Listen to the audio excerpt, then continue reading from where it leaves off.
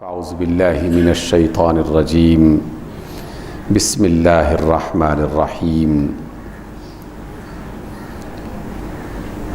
ربنا وابعث فیہم رسولا منہم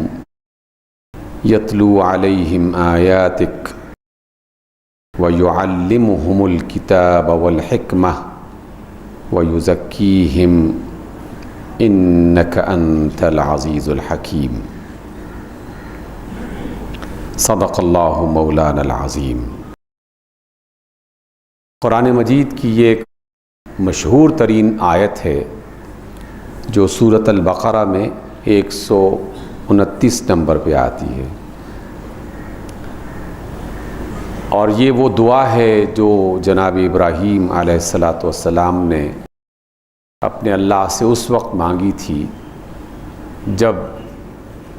سرزمین مکہ میں خانہ کعبہ کی تعمیر مکمل کر چکے تھے،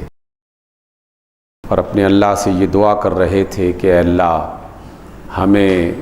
تو اپنی عبادت کے طریقے بتا اور ہمیں اپنا مسلمان تابع فرمان بنا کے رکھ، اور ہماری توبہ قبول کر کہ بے شک تو بے انتہا رحم والا ہے، توبہ قبول کرنے والا ہے۔ جب یہ عظیم الشان کارنامہ اللہ کی تعلیم کے مطابق ابراہیم علیہ السلام نے انجام دے دیا تو اپنے اللہ سے یہ والی دعا کی کہ اے ہمارے رب، وابعث فیہم رسولا، ان میں تو ایک ایسا رسول بھیج، منہم، جو انہی میں سے ہو، یتلو علیہم آیاتک، جو ان پر تیری آیات کو پڑھ کے سنائے، وَيُعَلِّمُهُمُ الْكِتَابَ وَالْحِكْمَةَ، اور انہیں کتاب کی اور حکمت و دانائی کی تعلیم دے، وَيُزَكِّيهِمْ، اور ان کے کردار کو پاکیزہ بنائے، بہتر بنائے، إِنَّكَ أَنْتَ الْعَزِيزُ الْحَكِيمُ، بے شک تو غالب ہے اور تو ہی غالب اور حکمت والا ہے۔ سامعین گرامی، اس آیت کی روشنی میں چند باتیں اس مختصر ترین وقت میں آپ کی خدمت میں پیش کرنا چاہوں گا۔ پہلا نقطہ کہ یہ پوری کائنات جو اللہ رب العزت کی ملکیت ہے اور وہ اس کا خالق اور مالک ہے، اس کو چلانے اور اس کے انتظامات کرنے کی تدبیریں وہ خود کرتا ہے۔ اس کے لیے زمانے کی ترتیب، افراد کا چناؤ، مقامات کا انتخاب وہ اپنی مرضی سے کرتا ہے، چاہے اس کی ترتیب اور چناؤ میں سال ہا سال لگ جائیں اور صدیوں کا فاصلہ ہمیں دکھائی دے، لیکن اللہ کے نزدیک وہ بالکل ایسا ہی ہے کہ جیسے کسی ایک کاغذ پر، کسی ایک پیج پر ایک نقشہ بنایا گیا ہو اور اس میں ایک کے بعد دوسرا اور دوسرے کے بعد تیسرا کام چل رہا ہو۔ ہر چیز اس کی نگاہ میں بھی ہے،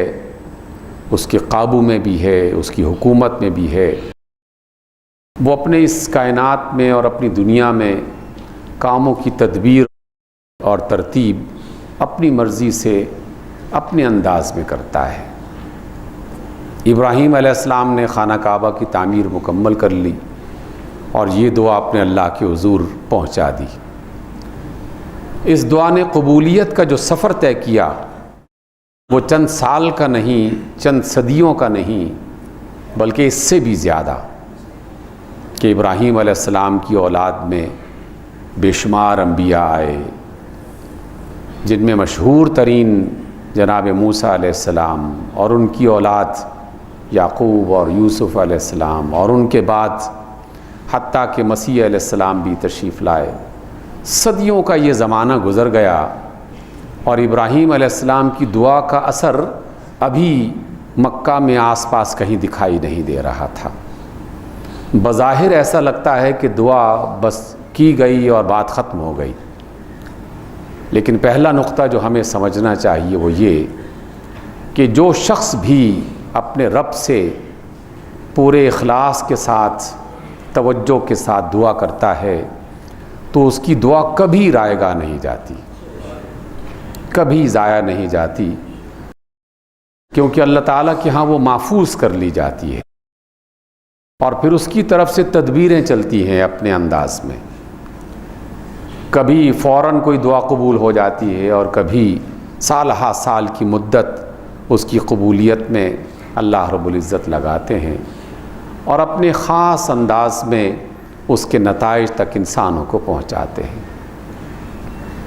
جناب اسماعیل علیہ السلام کو مکہ کی سرزمین میں پہنچا کر آپ واپس چلے جاتے ہیں، شام میں انتقال ہو جاتا ہے، وہیں پر ان کی تدفین ہوتی ہے، اور پھر نسلیں آتی جاتی رہتی ہیں۔ پھر ایک وقت آتا ہے کہ اسی مکہ میں، جس میں جناب اسماعیل علیہ السلام جو ہے ان کی نسل آباد ہوتی ہے، مختلف قسم کی تبدیلیاں اور انقلابات آتے رہتے ہیں، حتیٰ کہ مکہ کی سربراہی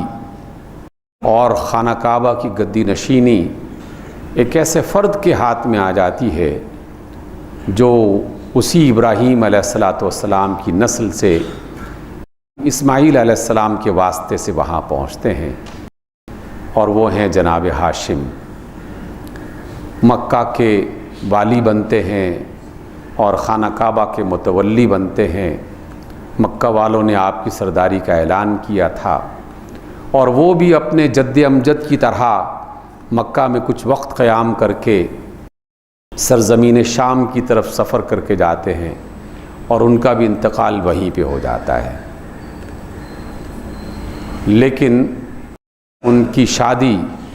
یثرب میں، جو ابھی مدینہ نہیں بنا تھا، محض یثرب تھا، وہاں ایک خاتون سے ہوتی ہے، جس خاتون کے ہاں ایک بچہ پیدا ہوتا ہے، شیبہ اس کا نام ہے، لیکن بعد میں پھر اس کا نام عبد المطلب لوگوں کے درمیان میں مشہور ہوتا ہے، اور ہاشم کے بعد مطلب، اور مطلب کے بعد جناب عبد المطلب، یہ خانہ کعبہ کے والی بنتے ہیں۔ بات تاکہ یاد رہے، خانہ کعبہ کی تعمیر ابراہیم علیہ السلام نے اور اسماعیل علیہ السلام نے کی، اور صدیوں کی مسافت کے بعد اللہ تعالیٰ نے خانہ کعبہ کی سربراہی مذہبی بھی، روحانی بھی، اور دیگر تمام معاملات میں بھی انہی اسماعیل علیہ السلام کے خاندان میں سے جناب عبد المطلب کے حوالے کر دی۔ صورتحال اب ایسی تھی کہ خانہ کعبہ کے متولی تو بنا دیے گئے، لوگوں نے کہا کہ آپ ہمارے سردار ہیں، ہمارے پیشوا ہیں، لیکن نہ پینے کے لیے پانی ہے، نہ کھانے کے لیے ساز و سامان ہے۔ تو تجارتی جو بھی قافلے پہلے چلتے تھے وہ اسی طرح چلتے رہے، لیکن اللہ تعالیٰ کی طرف سے ایک نیا فیصلہ کیا گیا۔ جناب عبد المطلب کے دل میں یہ خیال پیدا کیا گیا کہ آپ تالاب کھودیں تاکہ بارش کا پانی جمع ہو جائے۔ ایک اکیلا عبد المطلب اور ایک بیٹا تالاب کھود نہیں سکتے تھے، پانی جمع نہیں ہو سکتا تھا، ذمہ داری خانہ کعبہ میں آنے والے تمام زائرین کو پانی پلانا یہ ان کے کندھوں پہ ہے۔ تو اسی مشکل حالت میں اپنے اللہ سے دعا کرتے ہیں۔ اور یہ دوسرا نقطہ آپ کی سمجھ میں، ہم سب کی سمجھ میں آنا چاہیے کہ انسان جب کسی مشکل میں پڑتا ہے تو اس وقت جو دعا کرتا ہے وہ دعا بھی بہت قبول ہوتی ہے اللہ تعالیٰ کے ہاں، کیونکہ اس کے اخلاص میں کوئی شک نہیں کیا جاتا۔ اس مشقت اور مشکل لمحے میں جناب عبد المطلب دعا کرتے ہیں، اور اللہ تعالیٰ کی طرف سے خواب میں انہیں دکھایا جاتا ہے کہ وہ چشمہ جسے بئر زمزم کہا جاتا ہے یا چشمہ زمزم کہا جاتا ہے، جو اسماعیل علیہ السلام کی ایڑیوں سے شروع ہوا تھا، وہ خانہ کعبہ کے فلاں مقام پر موجود ہے، اگر تم کھدائی کرو گے تو وہ تمہیں مل جائے گا۔ گویا کہ خانہ کعبہ بھی اسماعیل کی نسل میں منتقل ہو گیا، اور زمزم کا چشمہ بھی ان کی نسل میں منتقل کیا گیا، اور جناب عبد المطلب نے وہاں پر کھدائی کر کے اس چشمے کو دریافت کر لیا، اور تمام مکہ والوں کے لیے نہیں بلکہ تمام دنیا کے لوگوں کے لیے اس پانی کو اور اللہ تعالیٰ کی اس خاص نعمت کو پہنچانے کا بندوبست فرما دیا۔ اللہ تعالیٰ کی مشیت مکمل ہوتی ہے اس کے حوالے سے۔ تیسری بات یہ کہ خانہ کعبہ کا کمرہ تو بن چکا تھا شروع سے ہی، اور درمیان میں مرمت بھی گاہے بگاہے ہوتی رہی، لیکن ابھی تک اس کا دروازہ بنا نہیں تھا، اور گھر کا دروازہ نہ بنا ہو تو گھر کی تکمیل بھی نہیں ہوتی۔ تو اللہ تعالیٰ نے تیسرا کام یہ کروایا کہ وہ جو چشمہ کھودا گیا تھا، اسی چشمے کے کھودنے کے درمیان میں 2 قیمتی تلواریں جناب عبد المطلب کے ہاتھ لگیں۔ انہوں نے وہ تلواریں بیچ کر لکڑی خریدی اور اس لکڑی سے خانہ کعبہ کا دروازہ بنا کے اس عمارت کو مکمل کر دیا۔ اللہ کی مشیت میں بتانا چاہتا ہوں کہ خانہ کعبہ بھی واپس ہو گیا، اور آب چشمہ جو ہے وہ زمزم کا وہ بھی واپس آ گیا، اور خانہ کعبہ کی تعمیر بھی پوری ہو گئی۔ اب عبد المطلب ہیں، خانہ کعبہ کی سرداری ہے، اور ایک نیا معرکہ شروع ہوتا ہے۔ اللہ تعالیٰ کی تدبیروں میں سے ایک نئی تدبیر حرکت میں آتی ہے۔ وسیلے دنیا میں خود بخود پیدا ہو رہے ہیں، اسباب خود بخود پیدا ہو رہے ہیں، اور یہ نقطہ بطور خاص آپ کی خدمت میں اس وجہ سے پیش کرنا چاہتا ہوں کہ دنیا میں بڑی بڑی مصیبتیں انسان دیکھتا ہے تو مایوس ہو جاتا ہے، اور مایوس ہونے کی صورت میں اکثر یہ کہنے لگتا ہے کہ اب حالات سدھرنے کی کوئی امید نہیں ہے، اب معاملات نہیں سدھر سکتے، کیونکہ اس کی نظر اس غیب کو نہیں دیکھ پا رہی ہوتی کہ جو اللہ تعالیٰ کی طرف سے ترتیب دیا جا رہا ہوتا ہے۔ اللہ تعالیٰ کے ہاں تبدیلی کا اپنا ایک نظام ہے، وہ اپنے خاص انداز میں اس تبدیلی کے مراحل کو طے کرتا ہے۔ اب ایک نیا مرحلہ شروع ہوتا ہے۔ جب عبد المطلب خانہ کعبہ کے متولی ہوتے ہیں تو اس وقت دنیا میں 2 بڑی قوتیں موجود تھیں، ایک ایران کی اور ایک روما کی۔ روم کی جو حکومت تھی، بات کو آسان کرنے کے لیے تاکہ تمام سننے والے اس کو محفوظ کر سکیں، یہ ہماری تاریخ ہے، ہم اپنی تاریخ کے بارے میں جاننا چاہتے ہیں۔ روم کی سلطنت موجودہ پورا ترکی ان کے اختیار میں تھا، موجودہ عراق تقریباً بیشتر حصہ اس کے قبضے میں تھا، سرزمین حجاز کا بالائی حصہ یہ سارا کا سارا ان کے قبضے میں تھا، مصر کا اور لیبیا کا بالائی حصہ، اس میں ان کے بحری بیڑے موجود تھے، یہ بھی ان کے قبضے میں تھا، حتیٰ کہ ان کے بعض جو دستے تھے وہ بحر احمر میں بھی ایک طویل سفر کر کے پہنچے ہوئے تھے۔ گویا کہ رومنز ان تمام علاقوں پر حقیقت میں حکمران تھے، اور یہ بھی ایک حقیقت ہے کہ دنیا میں انسان کو جتنا مرضی مل جائے اس کا لالچ کبھی ختم نہیں ہوتا، اس کی ہوس کبھی ختم نہیں ہوتی۔ اتنے بڑے علاقے پر حکومت کرنے کے باوجود رومنز یہ خواب دیکھتے رہے کہ سرزمین حجاز بھی کسی طریقے سے ہمارے قبضے میں آ جائے، اور یہاں پر بھی ہم اپنی مرضی سے اپنے جو بھی عقیدے ہیں ان کے مطابق لوگوں کو آمادہ کریں کہ وہ اس پر زندگی بسر کریں۔ ایک پلان بنایا جاتا ہے، اس منصوبہ بندی کے مطابق ابرہہ الاشرم ایک شخص ہے، اس کا انتخاب کیا جاتا ہے، اور اس سے کہا جاتا ہے کہ تم حبشہ کی حکومت کے ذریعے سے کسی طریقے سے یمن پر قبضہ کرنے کی کوشش کرو۔ حبشہ کی حکومت بھی عیسائی حکومت تھی، اور رومنز بھی سارے کے سارے عیسائی تھے، اس لیے ان کے عقیدوں کی مماثلت کی وجہ سے حبشہ کی حکومت نے مدد کرنے کا فیصلہ کر دیا، اور بلاخر ابرہہ کی مدد کرتے ہوئے یمن میں اسے پہنچا دیا گیا، اور بلاخر وہ یمن کا حکمران بن گیا۔ اب رومنز پورے علاقے پر قابض ہیں، حبشہ ان کا مددگار ہے، اور یمن ان کے قبضے میں آ گیا ہے، کیونکہ ان کا بنایا ہوا اور ترتیب دیا ہوا بندہ وہ وہاں پر پہنچ چکا ہے۔ اب اس منصوبے کا اگلا حصہ شروع ہوتا ہے۔ اور یہ منصوبہ اس وقت جس طریقے سے چلا تھا آج بھی رومنز اور روما والے اور مسیحی دنیا اور اس کے آس پاس کی دنیا بالکل اسی طرح کی کم و بیش چالیں چلتے ہوئے اپنے ہتھ کنڈوں کو آگے بڑھا رہی ہیں۔ ابرہہ نے یمن میں ایک عبادت خانہ بنایا اور عرب کے لوگوں میں اعلان کر دیا کہ اب تمہیں مکہ جانے کی ضرورت نہیں ہے، ہم نے تمہارے لیے تجارت کا بندوبست بھی کر دیا ہے، میلے ٹھیلے کا بندوبست بھی کر دیا ہے اور عبادت کا بہترین انتظام کر دیا ہے، رہائش ہے، پانی ہے، فراوانی ہے، اس لیے مکہ کی تپتی ہوئی ریت اور سنگلاخ علاقوں میں جانے کی کیا ضرورت ہے۔ لیکن جو عقیدہ انسانوں کے ذہن میں موجود ہوتا ہے وہ آسانی سے نکلتا نہیں ہے۔ مکہ کی ایک حرمت تھی، خانہ کعبہ کی ایک عظمت تھی ان کے دلوں میں، انہوں نے ابرہہ کی بات کو ماننے سے انکار کر دیا۔ ابرہہ نے اپنے منصوبے کو آگے بڑھانے کے لیے ایک چال چلی، وہی چال جو 9/11 میں چلی تھی، وہی چال جو بمبئی اٹیکس میں چل چکی ہے، وہی چال جو ابھی بابری مسجد کے حوالے سے کچھ عرصہ پہلے چلی تھی، ایک ہی طریقہ ہے۔ ابرہہ نے اپنے ہی کچھ بندوں کے ذریعے سے اس عبادت خانے کے ایک حصے کو آگ لگوا دی، اور آگ لگوانے کے بعد شور مچا دیا کہ عربوں نے ہمارے عبادت خانے کی بے حرمتی کی ہے، ہم انتقام لیں گے۔ انتقام کے لیے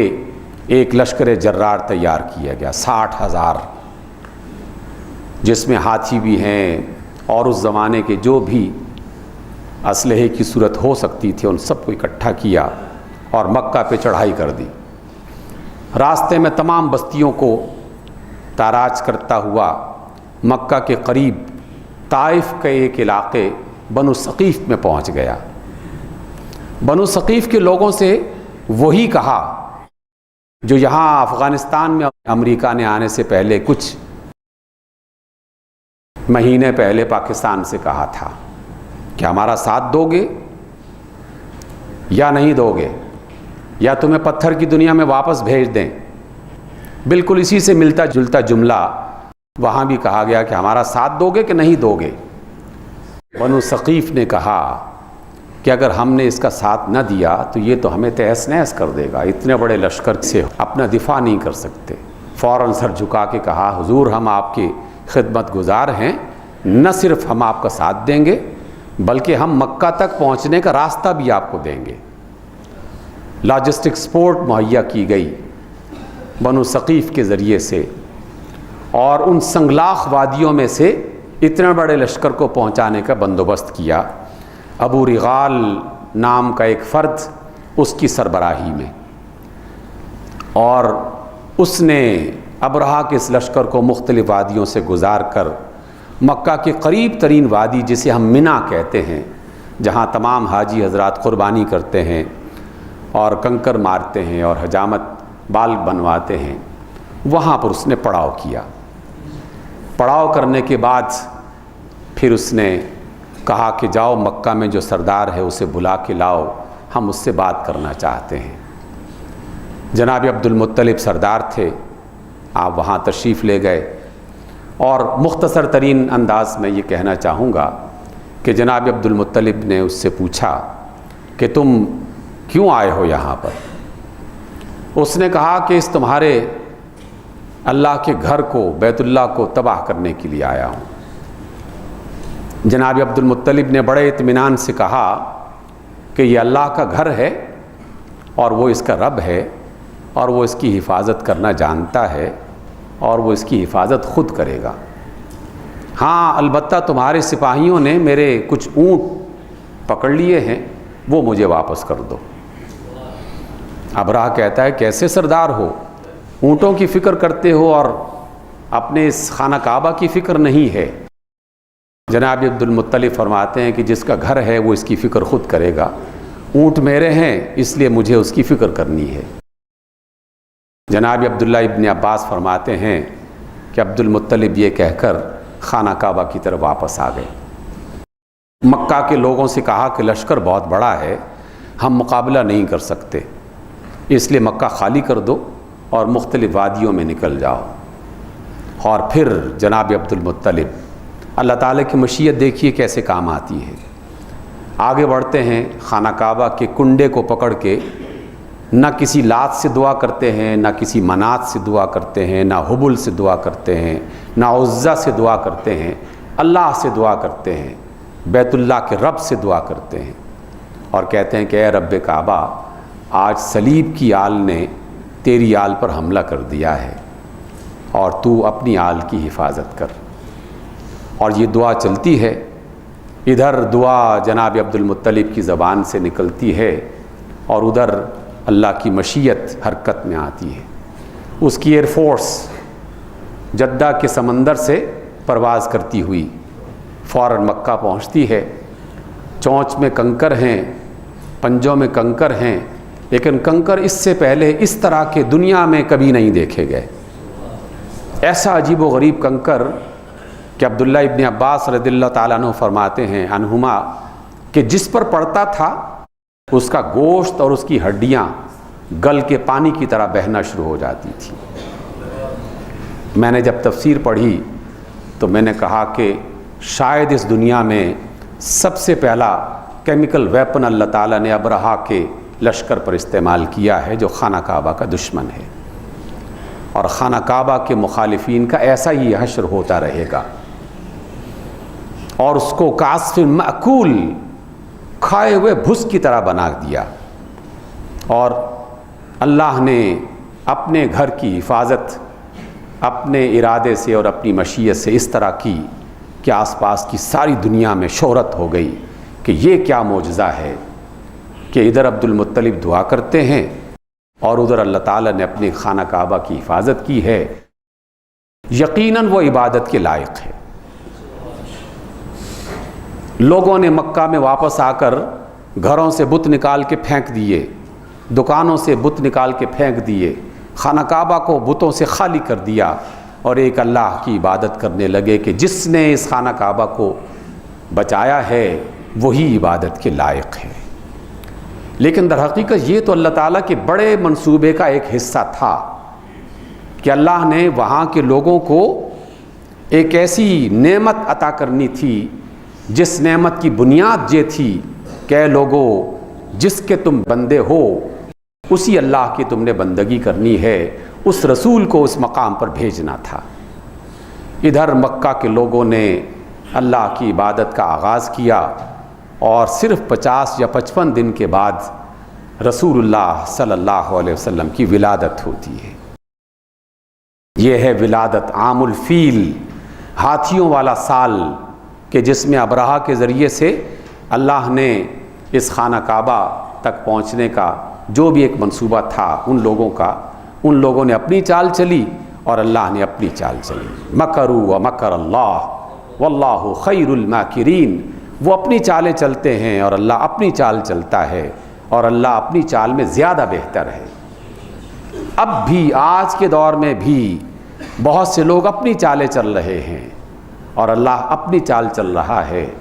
لیکن ہم نہیں جانتے کہ کب کس وقت اللہ تعالیٰ کی چال کا کون سا حصہ کارآمد ہوگا اور وہ اپنے رنگ دکھائے گا، اور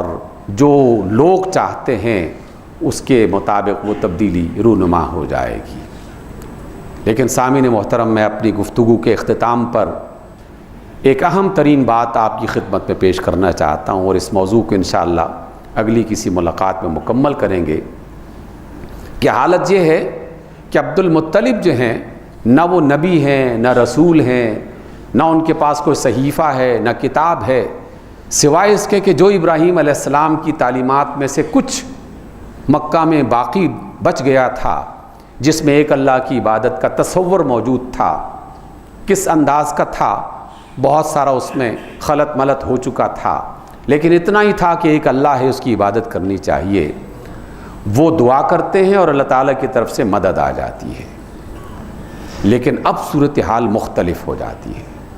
اب رسول اللہ صلی اللہ علیہ وسلم کی ولادت ہو جاتی ہے۔ اب یہ دنیا رسول سے خالی نہیں رہی، مکہ میں اللہ کے رسول کا ظہور ہو چکا ہے، اور جب اللہ کے رسول کا ظہور ہو جاتا ہے تو پھر اللہ تعالیٰ کی سنت کچھ اور ہوتی ہے۔ عام لوگوں کے لیے بعض اوقات ایسا بھی ہوتا ہے کہ دعا کرو اور دعا کرتے ہی فوراً اللہ تعالیٰ کوئی نہ کوئی بندوبست کر دیتا ہے اور حالات بدل دیتا ہے، لیکن جب رسولوں کی بات آتی ہے تو پھر اللہ تعالیٰ کی سنت میں کچھ اور چیز ہے۔ اور میں آج کی اس مجلس میں 3 لفظ آپ کی خدمت میں پیش کرتا ہوں جس کی وضاحتیں ہم کئی بار کر چکے، لیکن یہ 3 لفظ جناب رسول اللہ صلی اللہ علیہ وسلم کے مشن اور اللہ تعالیٰ کی مشیت کو سمجھنے کے لیے بہت ضروری ہے، کیونکہ اللہ کے رسول جب تشریف لائے اور وہ اب بھی اپنی حقیقی صورت میں جسد اطہر کے ساتھ روضہ اطہر میں موجود ہیں اور اپنی تعلیم کے ساتھ پوری دنیا کے ہر خطے میں موجود ہیں،